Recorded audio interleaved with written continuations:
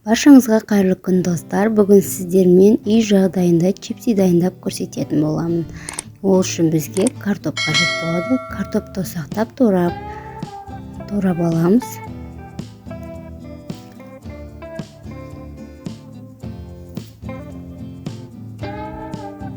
Достар, менің рецептіммен чипси дайындайтын болсаңыздар, дүкеннен енді сатып алмайтын боласыздар.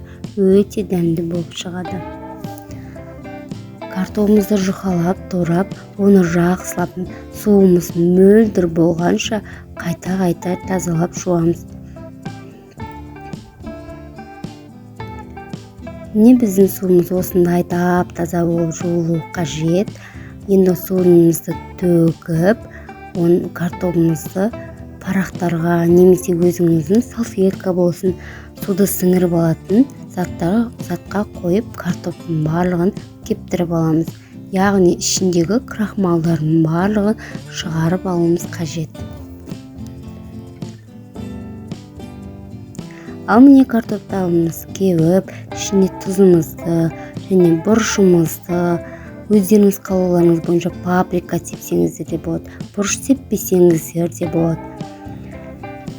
Жақсылап араластырып аласыздар. Ал енді картопты қызып тұрған майға қуырып аламыз. Жақсылап қызарғанша қуырып, осылай пісіріп ала бересіздер. Піскен чипсиларыңызды алып, май сіңіретін қағазға, салфетканың үстіне қойсаңыздар болады.